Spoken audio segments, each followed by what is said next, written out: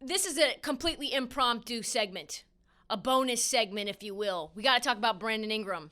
What the hell is up with this kid, Brandon Ingram? Let me start by saying Brandon Ingram, drafted Duke player, drafted by the LA Lakers, very high. Where was he drafted, Marty? Second. He was drafted second overall. Okay. Behind your boy. Behind your boy. So, okay. Brandon Ingram gets drafted to the Lakers. And then all of a sudden we get LeBron James playing on this team with Brandon Ingram. The first time that I ran into Brandon Ingram was right after he was drafted. He was doing a spot, these new NBA players, they have these sponsorship deals with brands that they really don't care anything about.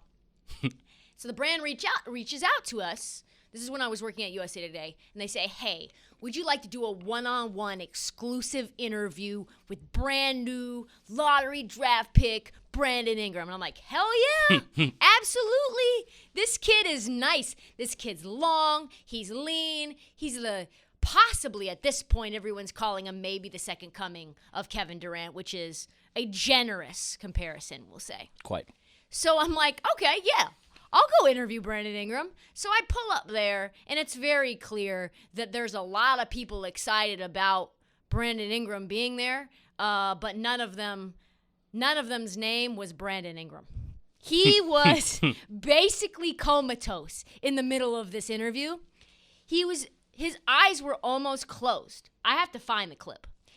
I don't even think, actually, we published it because it was so bad. I think I had to tell it was a knee brace sponsor. I had to tell them, like, none of this was usable. I've never had a non-usable interview in my life. Yeah. So then we're trying to get some B-roll for the interview.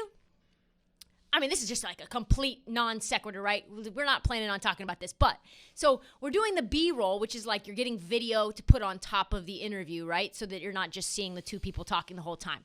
And so we're like, hey, Brandon, it's me and my producer. Shout out to Sandy, who got me fired and hired at Barstow. Shout out to Sandy. So me and Sandy are around, and I'm like, hey, Brandon, can you give us some dunks and like some layups around the rim? And he goes, nah, I'm a gunna. He just said no? I'm a gunna. What you mean? I'm a gunna. And he's got his brother there, and his brother's like, doesn't look at all like Brandon Ingram. He looks like he's not. I mean, Brandon Ingram is like Slim Reaper kind of style. This guy's 260 pounds and probably 5'7". That's hilarious. Like, so Westbrook has a fat brother too.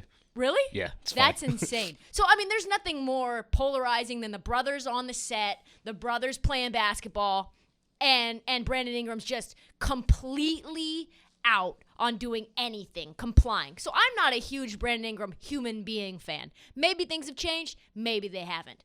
So before we get started, I'd like to personally address this new Brandon Ingram quote. They asked Brandon Ingram the other night, a couple of nights ago, about how he felt about Zion Williamson getting the All-Star spot at 20 years old, one of the youngest to ever get that spot. And this is what Brandon Ingram had the gall and audacity to say. I have never played with a player as talented as me until I played with Zion Williamson. Folks. And then he said, oh, yeah, Zion's a generational talent, which I will say is true. Zion is a generational talent. He's tremendous athletically. He's skilled. Who cares that he only has, like, one move around the rim? He's tremendous. There's no disrespect to Zion Williamson when I say this is just big-time cap. Yeah. This is the biggest cap ever. Excuse me, Brandon Ingram, do you forget that you played with LeBron James? Yeah, for a full season. For an entire season? When LeBron James was trying to get your little ass out of there so that he could get someone new, he was trying to shop. Hence the comment. Hence the comment. Yeah, obviously he's a little salty. This is salty balls, Brandon Ingram. Like, what? Are you kidding me? What an oversight. There's just no way he forgot that. This is about as bad as when Kyrie Irving said, oh, I finally have someone, now that I have KD, that can hit a final shot in the fourth quarter. Also forgetting that he played with generational talent, one of the greatest of all time, LeBron James. Also, Brandon Ingram, feeling himself. Let's go into who else he's played with. He's played with the U.S. Team USA in the National Select Team roster with De'Aaron Fox, with Jason Tatum. He also played in the McDonald's All-American game with Ben Simmons and Jaylen Brown. I would say, Brandon Ingram, all those players not only are better than you now, a.k.a. as good as you now, I would say that they were as good as you, if not better, even then. So, folks, he also played with Drew Holiday. Drew Holiday is much better than Brandon Ingram. I mean, it's not even close. In terms of team value, yeah, it's not close. Yes, in terms of that's what we're talking about, right? Yeah. I think Drew Holiday could lock down Brandon Ingram in one-on-one. Are we talking about one-on-one here? I don't know. As in terms of team value, for sure, Drew Holiday. In terms of one-on-one, it's close. Totally different positions. But who are you, Brandon Ingram, to say this? You are the second option on a sub-500 team that is exciting as hell, but is not doing shit this year. So maybe, just maybe, never say that again. I have a question. This year, do you know how many teams had at least 2 legitimate All-Stars on their team before replacements? 6. 6. This is a Marty segment. 6 teams. The Clippers, the Lakers, the Jazz, the 76ers, the Celtics, Sub 500. and the Nets. 6 teams had at least 2 selected All-Stars before replacements. Who am I missing that's on that list? Who was not on that list as a team, Marty? That would be the Phoenix fucking Suns. It's not fair, folks. All the best teams in the league this year have multiple All-Stars on them, and the Phoenix Suns are legitimately one of them, except for the world is just a cruel, cold place as it relates to Devin Booker. They are second best backcourt in the league behind the Nets. Facts. And guess what, folks? For the 6th year in a row, Snub City, population 1, Devin Pretty Boy Booker.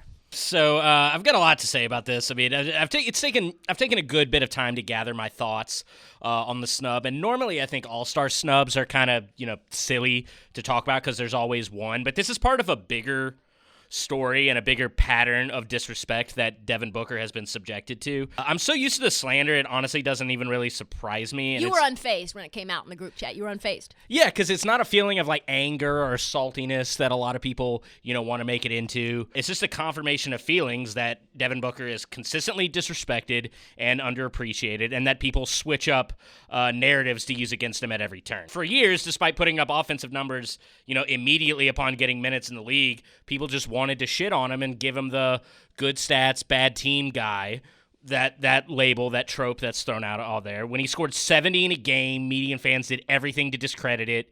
In 2018-19, he scored 50 in back-to-back games. SI Now, Sports Illustrated's now defunct okay. Video platform, did a segment titled, "Is Devin Booker Actually Good?" after he scored 50 points in back-to-back games. And I saw a banner ad for a Sup Fellas hoodie when I went there, so fuck you, SI. That double team video that came out, do you remember that? I don't think I do. It was him in a scrimmage. It was like him, Joakim Noah, and a few other players. He got mad. He was like, "Hey, stop double-teaming me. We're here to work on our games." Oh, I do remember that. And everybody was like, "No, Devin Booker, like, you can be double." What are you Devin like? Booker doesn't like to work. It was basically what And it's like, people no, ran with. I'm trying to work on my game. Right. I get double-teamed every single night because I am amazing. Yeah, I don't need to practice passing out of double teams. No. Before the Orlando bubble last year, ESPN released an article ranking the 50 best players in the bubble. It was 31. He was behind the likes of Fred VanVleet and Montrezl Harrell. Yikes. I mean, we saw this coming. I knew it was going to happen before it even happened. It was so clear in my head that Devin Booker was going to get the snub. I mean, it's death, taxes, and Devin Booker not making the All-Star game. And Devin Booker disrespect. That's just the way that it goes. And we know, okay, yeah, Devin Booker filled in for Dame Lillard and he played in the All-Star game. That is not the same thing. No, you want to earn your spot. Devin Booker now getting AD's spot, not the same thing. Devin Booker is not a reserve's reserve. That's not the case. I mean, this is a respect thing, right? Absolutely. Yeah. A pattern of underappreciation and disrespect is what I'm It's going with. appalling. I would say it's past fucked up, the way that they treat him. And it's not just about the All-Star selections. It's about everything that goes around that comes with the narrative of Devin Booker. And the way that Devin Booker put on a show leading up to the selection meant to me, personally, he was doing everything that he could to break down any potential naysayer. Mm-hmm. He was balling for the last 3 weeks before the selection came out. Yeah. The last 10 games leading up, he was real special. 30 points, 4.5 rebounds, and 5 assists in his last 9 games. Yeah. Where the Suns went 7-2. So it's stats and it's winning. And you knew that the motivation for him to ball out was because he was like, hey, what more do you need from me, Devin Pretty Boy Booker, in order to make the game? Yeah. Not only is he putting on a show, let's just talk about who they've beaten in that time period in the last few weeks. They've beaten Boston, Milwaukee, Philadelphia, New Orleans with the historic comeback. Oh, yeah. And they mauled my team in Portland. I mean, it was like getting destroyed by a bear. Yeah, it wasn't close. Just when the attention was the brightest, Devin Booker has shown up the most. And apparently he's just not an all-star. He's just not good enough. And it's a good time to remember and a good time to remind everyone that this is not just fuck them kids. This is also NBA coaches that are disrespecting him in his own conference because the way that the rules go is Western Conference coaches have to vote for the Western Conference reserves. Eastern Conference, same deal. Can't vote for your own team players. You can only vote for everyone else. And yet they were like, nah. You know who we're going to give it to instead? Paul George. Paul George has missed a third of the season. Yeah. He's missed 10 games, folks. How do you make Paul George an all-star when he's missed 1/3 of the season? I don't know. It's inexplicable. It's crazy. Like CJ McCollum would say, make it make sense. Make it make sense, respectfully, please. So Paul George is basically doing the exact same thing as Devin Booker. He's averaging 24, 6, and 5. Book is averaging 25, 4, and 4. Both play with current All-Stars with Kawhi and Chris Paul. He scored 18 or more. Devin Booker has scored 18 or more in 25 out of 27 games. So he's consistent as hell. It's not like he's boom or bust averages either. Right, yeah, no. And the Suns, being the hottest team in basketball, they're 20-10, including 9 of their last 11. And you know who ends up getting all the shine for that? Chris Paul. Yeah. Chris Paul averaging 16? Yeah. That was the weird one that didn't get talked about a whole lot. One of these things are not like the other. Well, it's just, I'm cool with the coaches voting if they're just going to be consistent about how they vote. Because last year in the All-Star game, Booker got left out and was who did they have in there? They had Westbrook, Chris Paul, and Donovan Mitchell, all who he had better stats than. And the argument was, you don't have the team success. You're not doing enough. But that's bullshit because Bradley Beal made the All-Star team. Yeah. And the Wizards at that point in time were one of the worst teams in the East. Yeah. So they just keep switching up on what the actual criterion is.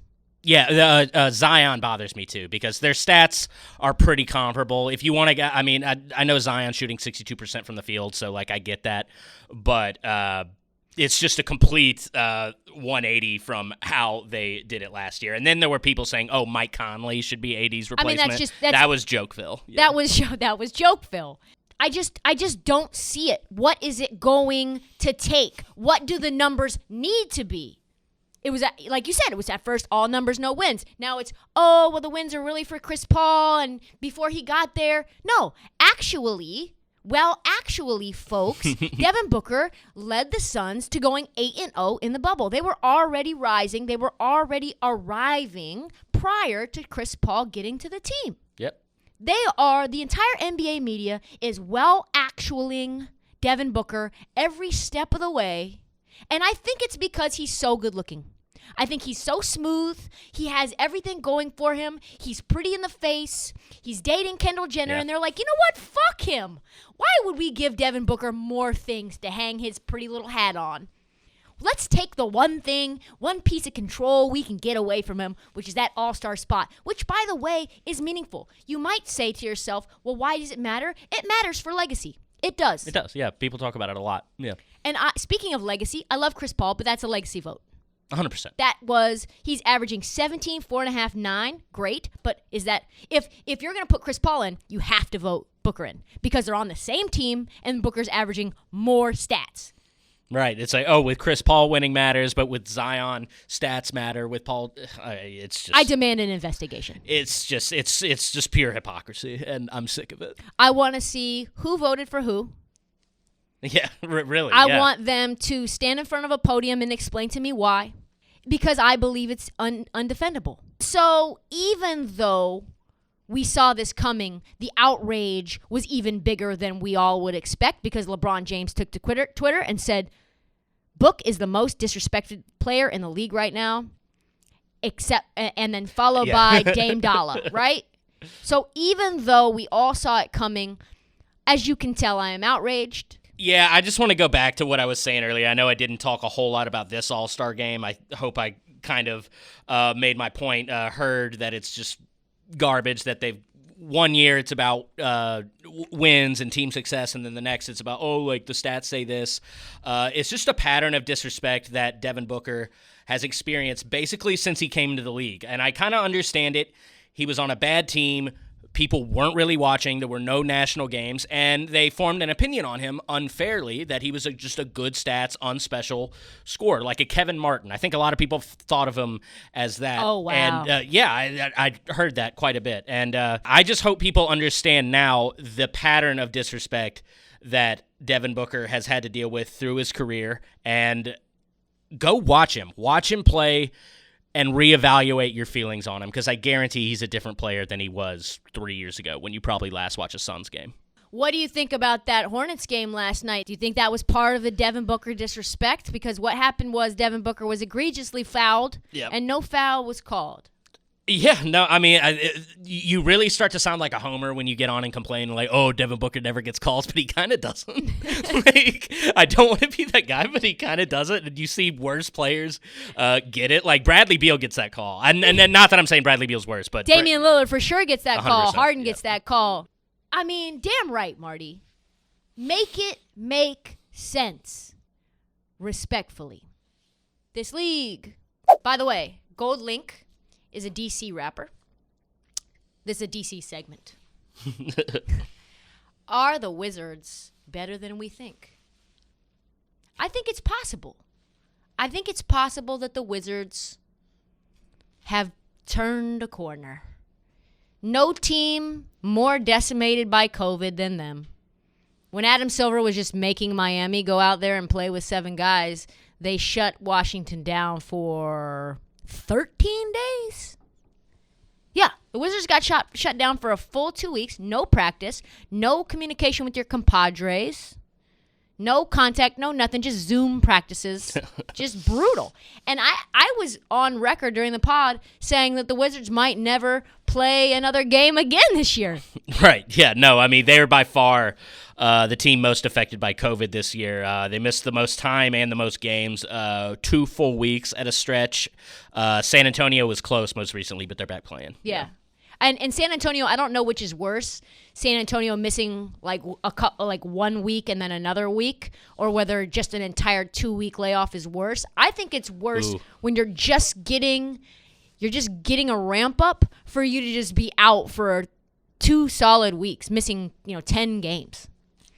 Right before they shut down, they played the Suns, and they beat the shit out of your Suns, Marty. Yeah, they did. Things seemed like maybe they had their mojo going. It was early in the season. No one really knew who was going to be good and who was not going to be good. And then they came back, and then all of a sudden, they obviously were super rusty, right? Mm-hmm. And all of us didn't really think about the rust, myself included. And we're like, oh, yeah. The Wizards are trash. The Wizards are big trash. Why? Because they're always big trash. So we just expect that just because something happened last year and the year before that and probably the year before that, that it's going to continue to persist into the indefinite future, right? Also, on top of that, they were the second worst defense in the NBA, I believe, at that point. that Bradley Beal said at one point he was we can't guard a parked car. Oh yeah, yeah. That was when I was like, yo, burn it down, send Bradley Beal somewhere else, like trade him, free. We were all like, free Bradley Beal, free him. It feels like just yesterday. And then what happened? And we were also like, oh, yeah, Russell Westbrook and Bradley Beal. Oh, I don't know about that. I don't know about that. So much dribbling. Just who's going to take the last shot? It's going to be Russell Westbrook jacking it up, bricking from 40. And then all of a sudden, Russell Westbrook, because he was out there, I think he said he was playing with one leg at one point, because that's the kind of caliber of player that Russell Westbrook is. He finally got healthy.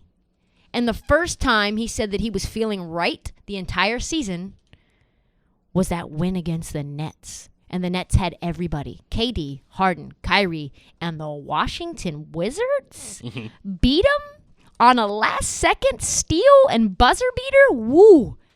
Woo. And we were like, wow, okay, maybe this is just a grudge game. Maybe it's just Russ playing against former teammates. But as I am a lot, as we are collectively a lot, we are wrong. Because they've figured out their defense, coinciding with the exact same time that Russ got healthy.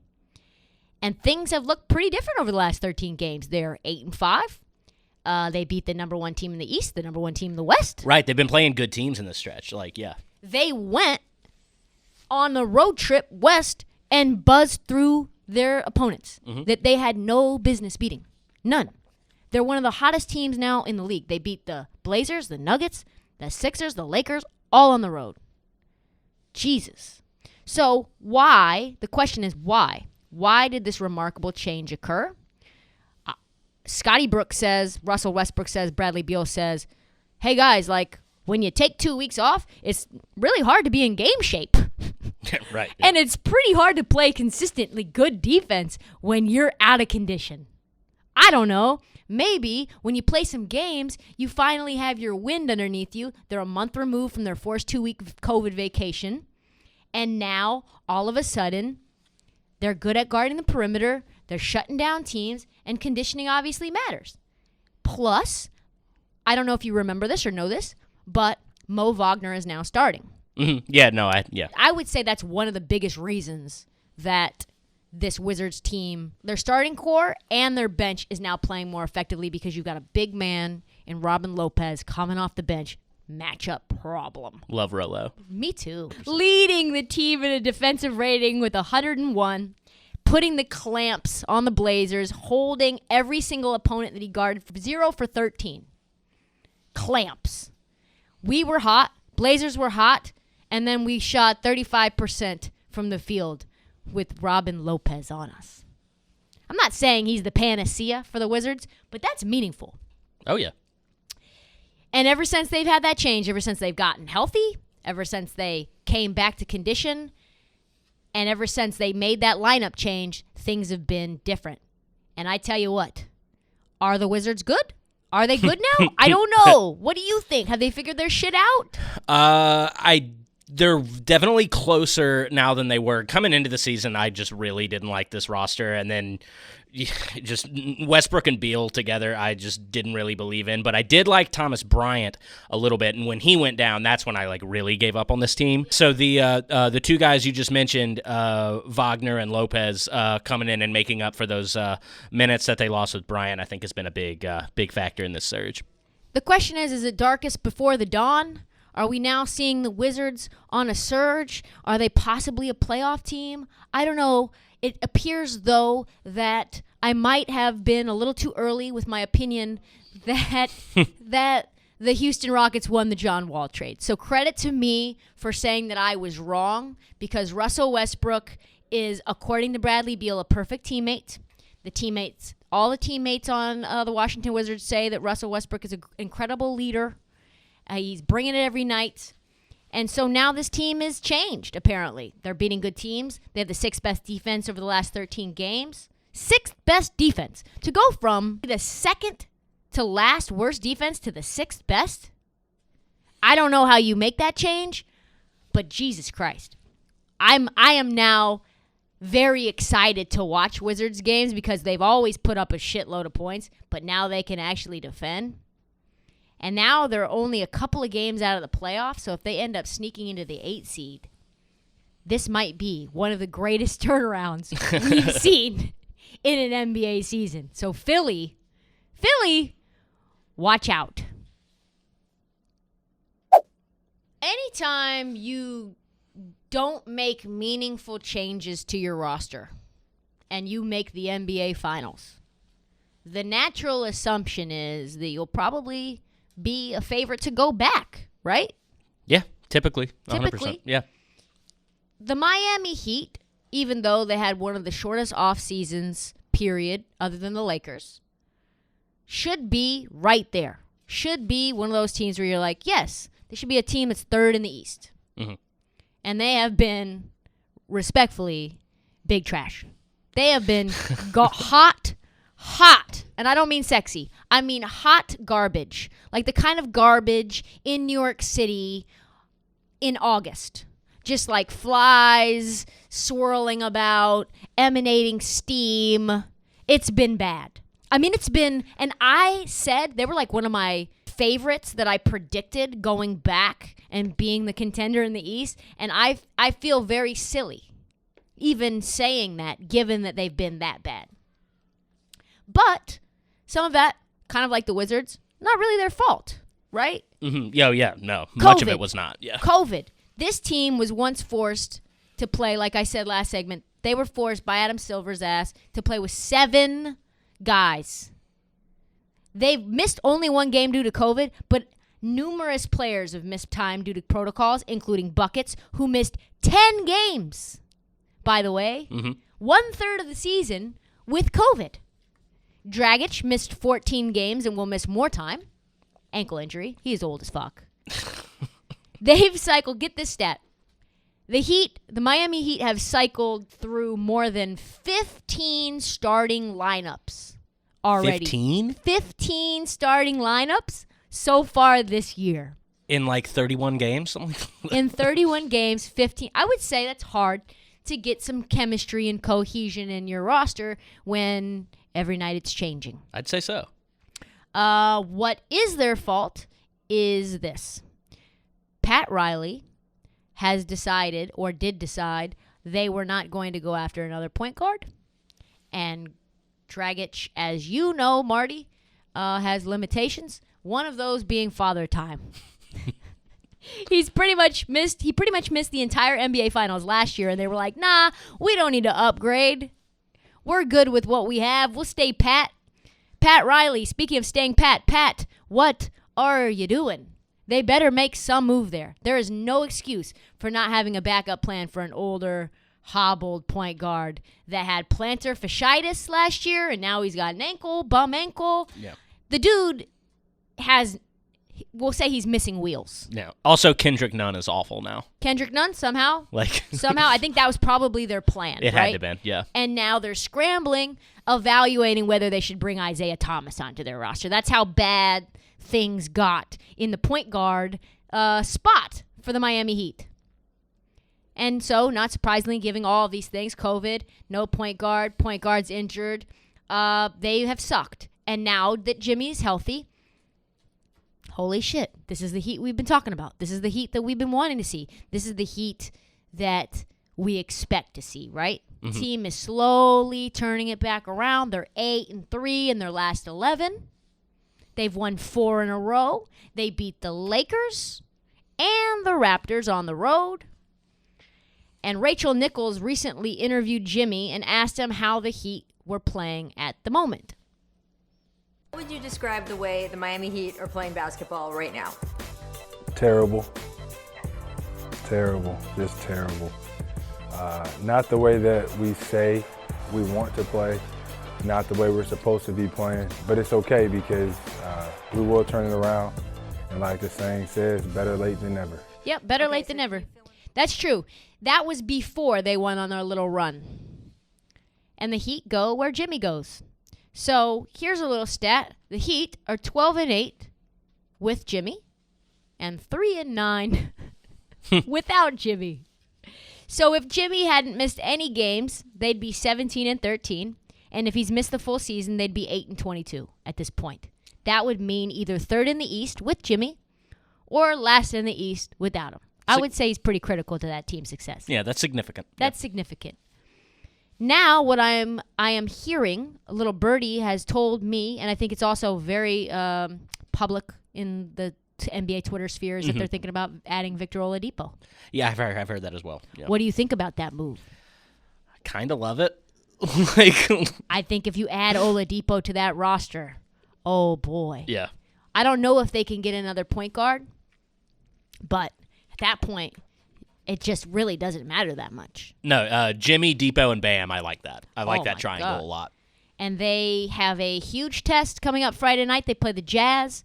What do you think is going to happen in that game? Do you think that they're going to compete, or do you think that they're going to get their asses handed to them like every team that plays the Jazz recently has? I'm not picking against the Jazz until they give me a reason to, especially after last night. They just came and mauled the Lakers. I think the Jazz are playing. I mean, this is far from a hot take, but the Jazz are playing better than anybody in basketball. All of that to say, if the Heat end up getting a big player like Oladipo, you better watch out. Miami fan base is not necessary to pump them up. Also, Dragic is coming back. Return is imminent. Probably right before the All-Star break, I'm hearing. Yep. Bam is now looking healthy, the same way that he was in the playoffs before his injury. And I tell you what, I don't think any Eastern Conference team, including the Brooklyn Nets, want to see this team in the playoffs, this Heat team in the playoffs. No way. This is like a junkyard dog that has been desperate and hungry and scrapping their way even to be in the playoffs, which I think maybe makes them more dangerous than ever. So I don't care where the Heat end up getting seated. 8, 7, doesn't matter. If they are fully healthy, the team that plays the Heat is the underdog. Count that. This league. All right, let's get into some DMs. Let's do it. Okay, first one, we've got, why aren't more people talking about James Harden as a potential MVP? Why aren't people talking about James Harden as an MVP? You know, that's a really, really good question. I would say it's very similar to why Damian Lillard is not getting any shine, and it's all based around the media. Once you get into that, like, stream, like that happens kind of prior to the year even starting. There's, like, pre-odds and, like, media chatter, and then you have a good couple, like, maybe good 10 games. That's why Luka's still in the MVP race. That's just the hot thing to do. So you've got Braun, Embiid, Jokic, Luka, and Giannis, and Steph as a long shot. That's where the media is right now. And that is what is an NBA MVP narrative that will not change. Once you get like 7 guys in that stream, I don't think it changes. Yeah. And Harden is not part of that discussion, even though I think he should be. And the reason why is probably because of the way that he pushed his way out of Houston. I think that makes it tough for anyone to root for you. But let's get it straight, folks. The reason that the Nets have had continuity, the reason that the Nets have continued to win is because of James Harden. He is so durable. That's the reason that the size and Sean Marks decided to go after him to begin with. Durant has missed a ton of games due to COVID. Now he's missing games due to, I don't know, we'll call it injury. I think it's injury. Maybe it's load management. Doesn't matter. Harden is that guy that can step in and be a continuous force. Kyrie went on his little walkabout. He did his little thing for a while. He's missed some games due to injury as well. Who's there? Harden's there. The most reliable guard possibly from a durability standpoint in the NBA. It's him and Dame and I don't know. Yeah, I would say those two. Sheesh. Those two consistently. I looked at Harden's stats. He's missed on average like 5 games a year for his entire career only. Yeah, he's been in the league like 12 years now. 13. It's incredible. That guy that we joked about having a fat suit on is doing everything for the team that should win the East. He's averaging, I had to look these stats up twice. He's averaging 26 or 25, 7.5, and 11. And 11. Over 11 assists a game is twice his career average. That's the guy you remember Harden's narrative, right? He's selfish. He's selfish, doesn't like to pass. Yeah, I've heard that. Yeah, you've heard that, right? MVP Harden doesn't like to pass, even though he was leading the league in assists that year as well. Yeah. Narratives. He's doubling his assist amount per game now. He's doing exactly what this Brooklyn Nets team needs him to do. And you know what?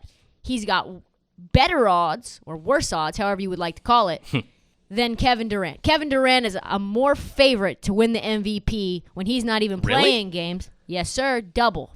Harden is plus 3,300, and Kevin Durant is plus 1,400 right now. That Kevin Durant plus 1,400, that might be the worst value bet in all of sports right now. Why would anyone put $1 into that? It's interesting, Harden, because everybody joked after the trade that Harden wouldn't be able to share the ball with Kyrie. And guess what?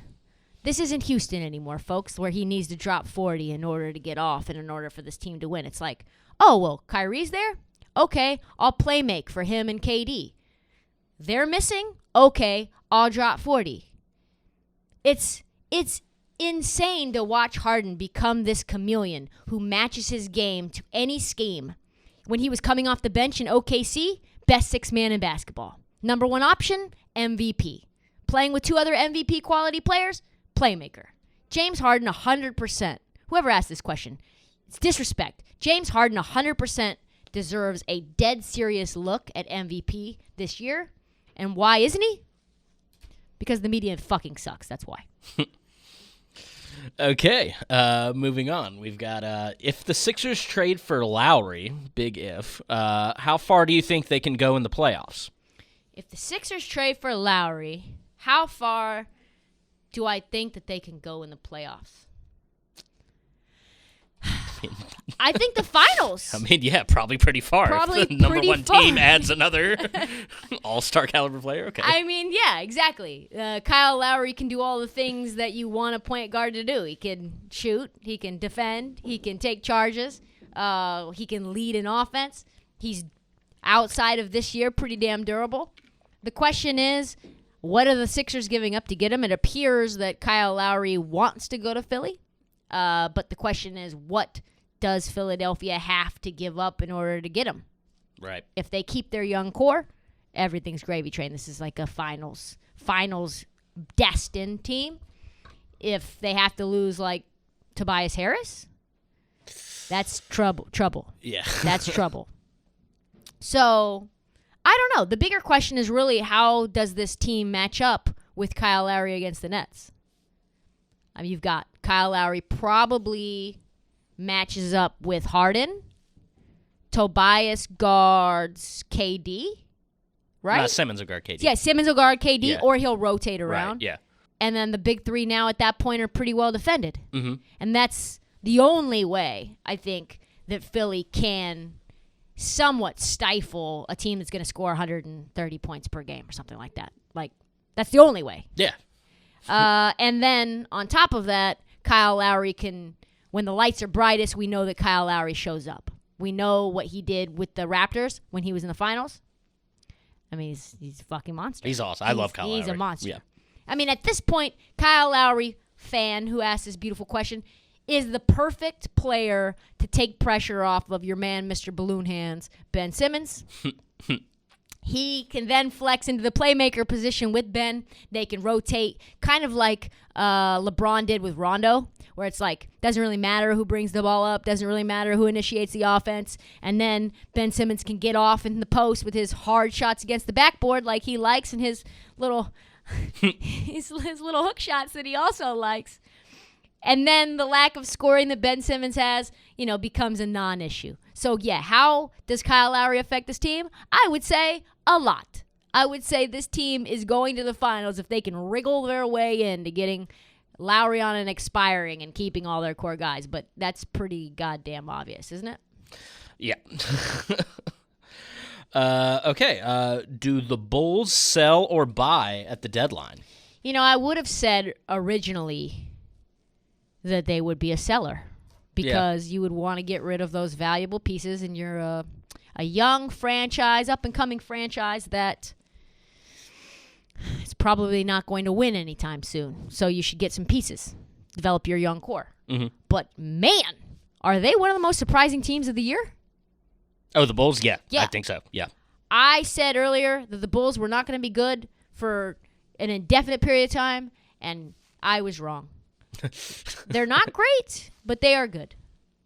And that is important in a year that pretty much the entire East is down, right? Like, everyone thought that this East would be strong, and now the Celtics are sub 500, and the Heat are a mess. Yeah, and we're the back to Pacers are normal. who knew, and yeah, we're back to yeah. But at this point, the Bulls, check this out. They've beaten the Pacers.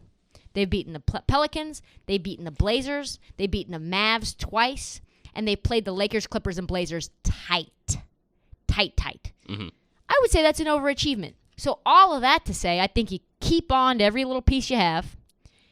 And you maybe pick up another asset just so that you can maybe make a push to go to the second round. But I would not sell Zach LaVine at this moment. No way. Oh, no. No way. Flip Saunders said that Zach LaVine was going to be a star, and everyone laughed him out of the gym. And Zach LaVine, let me tell you, folks, he is a star. But the Bulls in general, even without Zach LaVine and his 35 points that he puts up nightly, 2 nights ago, there were 7 guys with 10 or more points on that squad. That's deep. Yeah. So I think the Bulls should probably be buyers. They have to add defense. They have to add toughness. They can score without Markkanen. Maybe you get rid of Markkanen and you try to bring in like a John Collins. I like that because I also really like Williams a lot. Like, I don't really like as a stretch. I like Patrick Williams. There's a good basketball player in there. I'm not exactly sure what it's going to look like in 3 years, but there is a good basketball player. He's like a red onion. You have to peel back. Yeah. How many layers are you going to have to go in order to get a quality NBA player? We don't know. But I think the East is wide open, and the Bulls have as good of a shot of taking advantage of that as anybody else. So that's my answer. That's all the time that we have for this league. Please subscribe. Please rate. Please review on Apple Podcasts and Spotify. It makes a massive difference. Subscribe, unsubscribe, resubscribe. We also have This League hoodies on sale in the Barstool store. We will be back Monday afternoon. Thanks for listening and watching This League on YouTube. If you like this content, please hit the subscribe button right here. More content will come your way straight to your feed. Thanks for watching.